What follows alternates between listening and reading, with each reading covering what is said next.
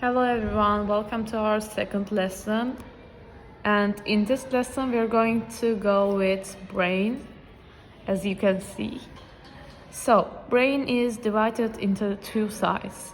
One side is mathematical and other side is article. So, the mathematical side. It has analysis, logic, facts, math. As I said, math.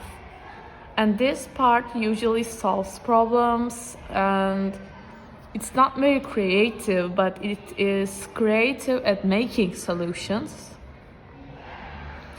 And the other side is the artificial side. Creativity, arts, imagination, empathy. This side is more like this is the moon and this is the sun, like kind of stuff. This is warmer and it is colder. It is warmer, but it is not that logical. It is colder, but it is not that creative.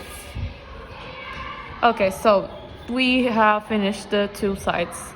And now let's get to the whole parts.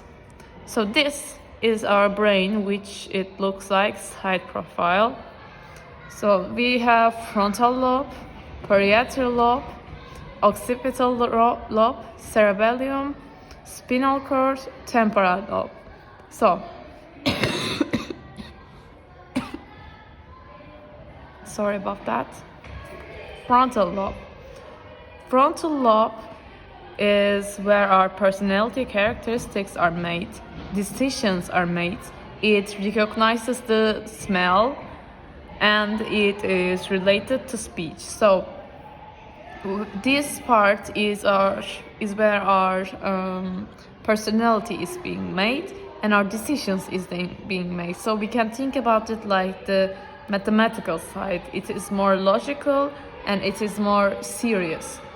By the way, this brain is like a side profile, so I'm going to just draw it if it's going to make it easier for you. So this is our side profile and this is the brain, okay? This part is the brain. I think you got it. Okay, let's move on. So this was the frontal lobe. Now, temporal lobe. Temporal lobe is short-term memory, speech, musical rhythms, and smell recognition. As you can see, the two are the same as the frontal lobe. So basically, all of the parts are related to each other, but they also have their own specialties. Short-term memory. What does short-term memory mean? So, if you have to remember something, you have to repeat it again and again. I mean, read it out loud, read it inside. But there are two kinds of memories in our brain. Long-term memory, and short-term memory.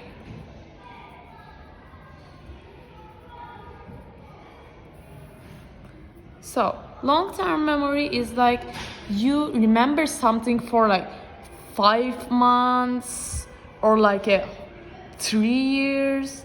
So you actually know it so deep in your brain. Like, you're not going to forget your name, right? If someone asks your name, you are sure to answer that because it is on your long-term memory. Until you die or until you forgot them, it is going to be in your brain.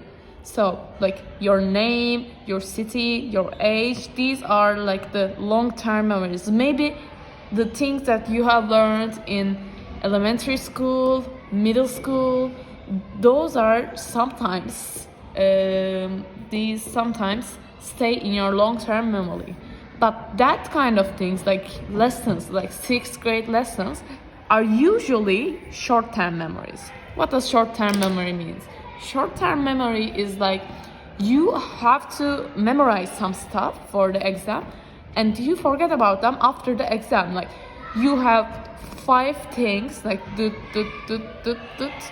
and you just memorize them, you write them on the exam, but then you forget about them. So this is what short-term memory is. It is short, just as its name, short and long. Short-term memories are usually not good for the exams or for your academic success, because if you're going to be successful, if you want to be successful in academic stuff, you have to get them in your long-term memory, okay? If you don't get them in your long-term memory, you're going to fail in the other exams. You may not fail for one exam, but then you'll fail for the other exams. So this is basically what long-term and short-term memory are. So speech is the same here. Musical rhythm is like you have a talent for music. I mean, everyone has a talent for something, right? Maybe you're playing guitar, you're drawing, you're singing, you're good at math, you're good at sports. Everyone has a talent. Maybe you're good at interacting with people, but musical rhythm is something that everyone has in other different levels. Now, I can do this, right? Everyone can do this. This is an easy task. But musical rhythm is something, it is very own to their personalities, okay? So if your temporal lobe is better, it is more developed, your musical rhythm talent is going to be better than the others. Not better, bigger, let's say, okay. Smell recognition, as you can see, it is on the frontal lobe again. So this is the temporal lobe, okay. Spinal cord, it connects to the spine. Do you know what spine is? Okay, let me explain it to you real quick. So this was our side profile, right? So in this side profile, this is the spinal cord, and there is something on your back, right? It is tough, it is long, it is until your thighs and to your neck. So this is our spinal.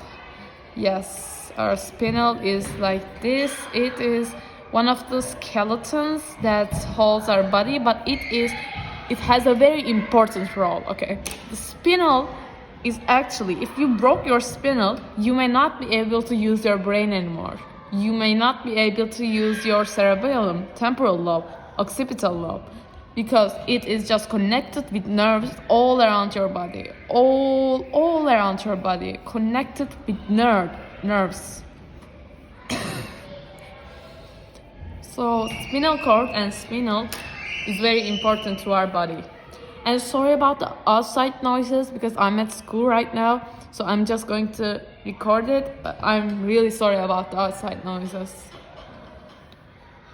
Okay, so spinal cord is basically this. It is not so long, it doesn't have a long explanation, but it has a very important role. I'm going to put, okay, it is very important, as I said. Okay, let's move on. Parietal lobe. Identification, pain and touch, pressure, temperature. You know, it is usually about interaction with others, with outside, with the environment, as you can know. Identification is like, there are two persons here. One of them has a glasses and one of them does not.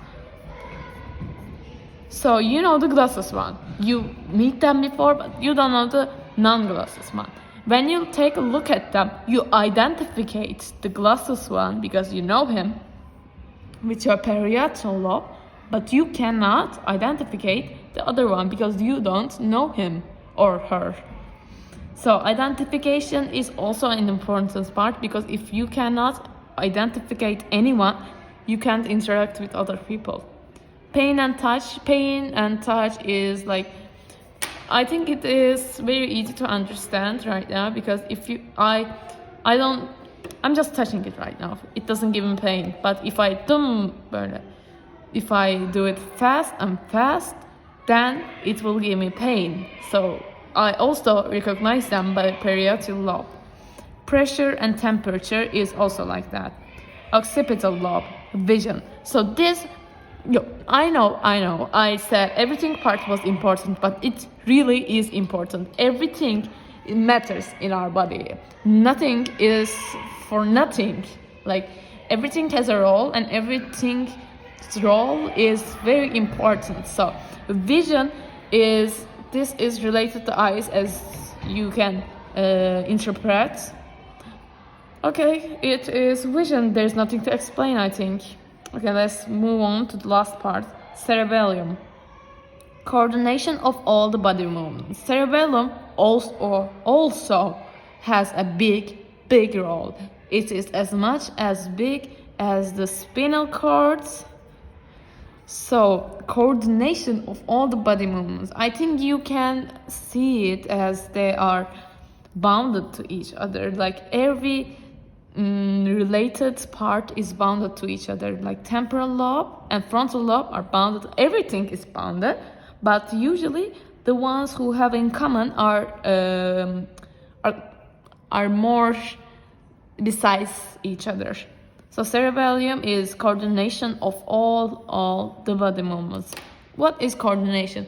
The coordination is like my hand isn't doing anything right now, but if I want to move my finger, it's not coordinated, because right now my just one finger moves. But as you can see, when my one finger moves, my middle finger also moves, which means they are coordinated. Look. As you can see, they are all related and bounded to each other. So this part is also very important.